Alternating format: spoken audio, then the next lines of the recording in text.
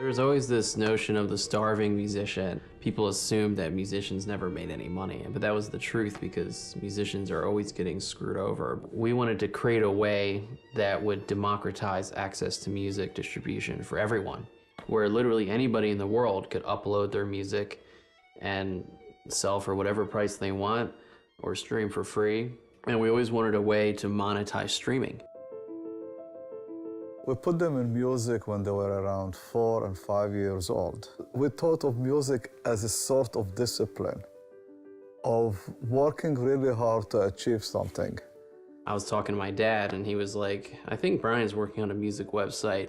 I was like, no, you're confusing it. I'm the one actually working on a music website. You have it all wrong. He's like, no, actually, I think he's actually working on one. You should probably talk to him. So we did. When we built our micropayment system, we knew it wasn't going to be viable for people to make money. The bank and the credit card, they all take their fees, and they're very high. And when someone's selling a song for 25 cents, you can't transfer pennies around with our existing system. And you should be able to. It's money. If someone wants to give you a penny, they should be able to give you a penny. We needed something that was super fast, virtually no fees, and a public ledger. And that didn't exist. I stumbled upon Hashgraph, and it immediately clicked that this was exactly the technology that would enable us to do what we wanted. And without Hashgraph, it was basically impossible.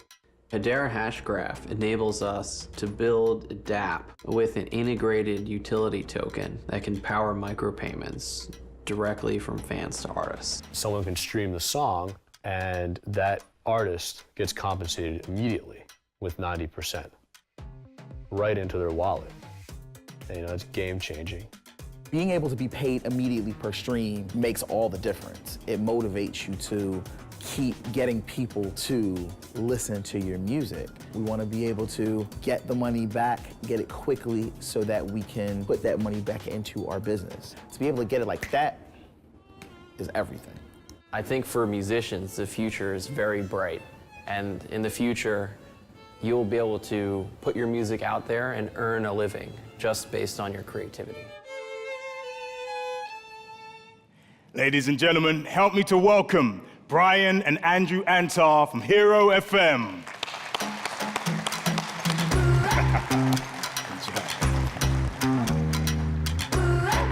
Hi. Hello. Hi, I'm Andrew Antar, and I am the founder of Hero.fm. And I'm Brian Antar, also the founder of Hero.fm. And we set out to create a global music marketplace and social network for independent artists all around the world to connect and collaborate with each other and get compensated directly for their work. So essentially, what we're trying to do is create a music streaming platform that totally changes the game in the music business. And the way we're doing that is with a totally new business model. So what I'm going to try and explain is why Hedera Hashgraph is actually the holy grail for changing the nature of the music industry forever. And so the music industry has been a long tale of technological disruption. So we have new technologies for distribution of music, new technologies for payment of music.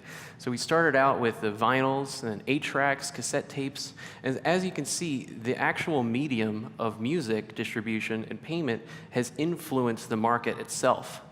And then right around 1999, when Napster came out, it completely crushed the entire industry and started a decade-long period of decline. And that's when the music market was nobody wanted to go into the music market because nobody knew how are we going to rectify this problem. We have CDs and we're selling them for 10, 20 bucks. Now everybody just gets it for free. And Napster was one of the first decentralized file sharing networks that's peer-to-peer. So the music industry has already been disrupted very significantly by decentralized networks, but the payment layer has never been part of that equation. And that is the problem that we're trying to solve and why we believe Hedera Hashgraph is actually the key to solving that problem for music. And as you can see with the light blue, music streaming has started to take over. And for the first time, the music industry is actually increasing. It's actually a hot market now because in the last 3 years alone, streaming has doubled in its share of consumption of music. And it's gone up 83%, 59%, massive gains. And this, for the first time, is actually added to the overall revenue stream of the music industry. And this McKinsey projection here shows that we're right at that inflection point right now. And the next 10 years of the music industry will actually be very bright. And this really shows that there's a huge amount of room to grow. Most people still discover music through AM, FM, terrestrial radio, which is insane. And Spotify is only 10% of that massive new streaming market. And SiriusXM, which just bought Pandora, is now a bigger market share than Spotify for discovery. And YouTube is still bigger than all of them. And here we can see that 65% of the revenue is still live music. So most people just go for live music. And in developing markets like in the Middle East, it's 90%. So all across the world, there's a huge amount of untapped value in the music industry. And not just the industry, it's all the tens of millions of artists all around the world who have no way to monetize their music and no way to get it out to new fans to discover it. So the reason for this is we have a vestigial licensing paradigm, which has really formed a chokehold on the industry. We have a streaming license for radio, on-demand streaming license, digital download license, sync license when you want to use music in a video, you have mechanical license when you want to cover a song, and you have publishing companies that take a vast majority of this revenue, and when they sign a deal with an artist, the artist essentially signs their rights away for 10 or 20 years, sometimes indefinitely, and the labels that have the master rights do the same thing. So at the end of the day, the artist is left with 10% of the revenue coming in for that music. And if we look at Spotify, which a lot of people are saying has helped a lot of the growth, they are only paying less than half a penny per play. And that is 70% of their revenue. And the artist is getting 10% of a half a penny per play, and insult on injury, it takes over 2 years to make that payment of that royalty. So if you have millions of streams of your album and you need to record a new album, you have to wait 2 years to get $20 for your millions of streams. So what we're trying to do is totally change the nature of that with micropayments, where you'll get paid instantly. And one of the best things about Hedera Hashgraph is the fact that it's virtually no fees, a thousandth of a penny. And like what Patrick was saying, we can essentially pay out slices of a penny for every single second of streaming, and then that can be distributed to all the band members. So the other great thing is the speed. When you're running a DApp, we need speed that can keep up with a centralized database. So when you have every single time you have a click event, we're creating new transactions. So essentially, we need centralized database performance on a decentralized ledger. And we saw what happened with CryptoKitties. Essentially, one DApp hardly going viral took down an entire network, and fees were over $60. So we need something that has hundreds of thousands per shard and infinitely scalable. And of course, bank grade security is a huge utmost importance whenever we're dealing with payments. And so that is a non-negotiable feature. So essentially what we're doing is we are going to build our own utility token, an ERC20 utility token, that will run on the Hedera Hashgraph network. So we'll get all the low fees, the high throughput, and that utility token is going to power all the payments within the Hero.fm platform, which we are actually going to launch the fully tokenized economy as Tune.fm. So that's going to have everything. So Hero.fm is our existing working product, and we're going to launch as Tune.fm. So one of the key features of our token is both artist and fan rewards. So it's not just paying artists, but it's incentivizing fans to listen to music too. So when the artist gets paid per play, the fan can actually earn jam tokens for helping curate the music by doing reviews. And we're going to gamify that so there's verified levels of reviewers, and they'll get paid more for the reviews. People creating playlists can actually get paid jam rewards for creating playlists.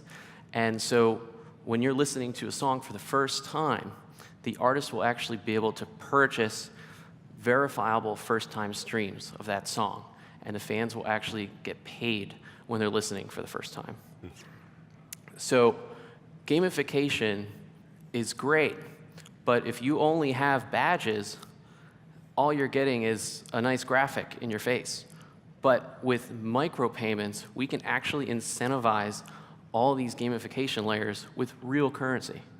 So just verification, for example. We want to know that it's not a bot listening to the music, but a real fan. So verifying their KYC, uploading their ID, they'll get a jam reward for that. Artists just signing up, uploading their music. For every song they upload, we'll give them more jam rewards. So if they fully stock their profile, they'll actually be able to turn around and spend that money to market their music and their new releases to gain new fans.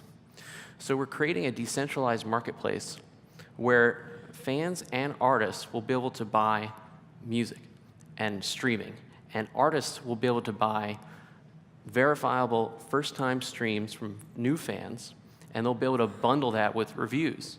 So they'll be able to buy a package of reviews from reviewers that have rated like 5-star reviewers, or they'll be able to have writing contests and have the crowd upvote and downvote to determine how much jam reward to pay out to every single fan. So another aspect is we want a pay what you want fiat on-ramp.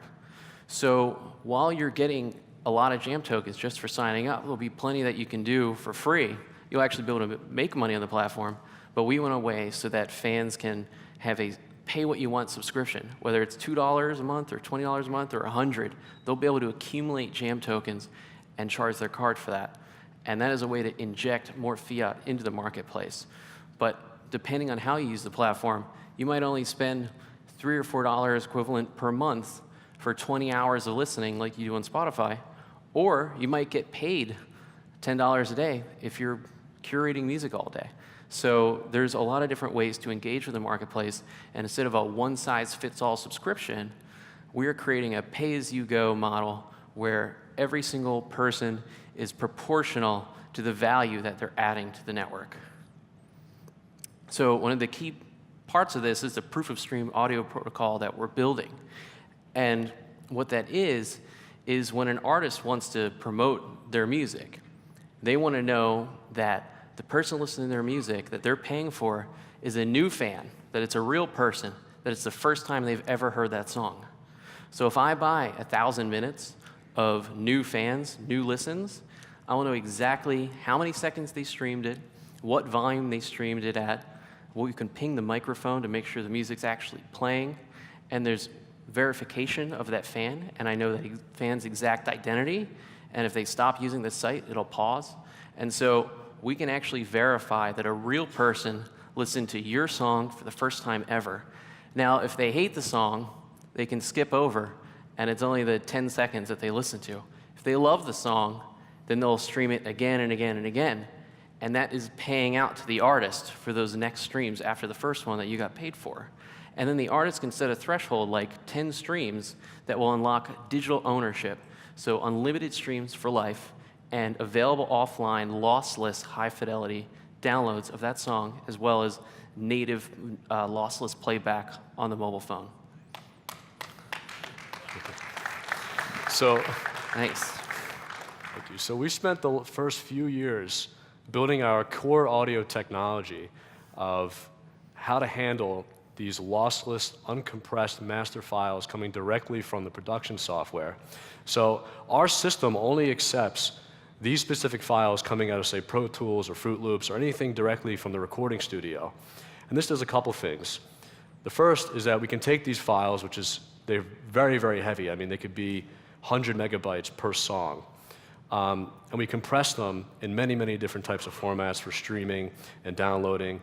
And the second thing it does, it ensures that the rights holder or that artist owns that music, because you cannot get these files unless you have access to the studio or that production software. So for instance, major label masters are kept in underground vaults that are hermetically sealed and guarded 24 hours a day.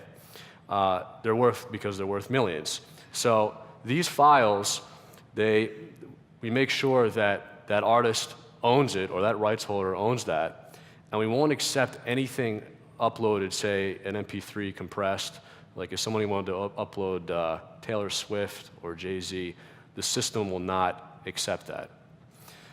So that's really the core of our auto technology that we built over the last 4 years. And so one of the key aspects of what we're doing is a fully artist-controlled split, because we want to put the power back in the hands of the artists. So instead of the artists collecting 10% of their revenue for their music, on our platform, they're going to collect 90%. And they'll be able to say, my band manager gets 10%, my drummer gets 12.5% if they want, and my rhythm guitarist gets whatever. And so if a fan streams 12 seconds of a song, that will start a payment that not only pays our fee, but automatically and instantly pays all the band members their fair share. So they get that fraction of a penny or whatever it is for that exact amount that was streamed, and it's automatically split totally under the artist's control. So what we're really trying to do overall is democratizing music and access to music, both distribution, marketing from the artists and the fan side. So if I'm an artist in China or somewhere in Africa or anywhere, I can now upload and access a global marketplace of fans. And as a fan, now the music is not geographically siloed because of these licenses. I can go and listen to the local music in Stockholm, for example, or the local music in Thailand. Or I can jump around the world and go to any local music community and see who's trending. And since everything is algorithmically sorted based on the actual quality of the music and how fans are interacting with it in real life, we know we can actually have new artists that nobody's ever heard of right next to major artists that everybody's heard of because they're on the same level playing field. Right, so what enables this is our non-exclusive hybrid stream and sell license that we created that combines all the master and publishing rights and licensing issues right now all into one. So any artist that uploads music, they own the rights. They can list it, they're free to list that music anywhere else. And we're another outlet for them to get that global recognition. So we're essentially combining both publishing rights and master rights in a hybrid global license that will work for everyone. So you won't have to go around and talk to A&R executives, get a label, get a publishing deal. You'll be able to totally own your whole music career and own your rights and control everything from A to Z. And instead of getting $20 for millions of streams 2 years from now, now you'll get a living wage from a couple thousand streams all around the world. And now we're going to enable artists and musicians all around the world to actually follow their dream and become a musician and make a living off their creativity. Mm-hmm.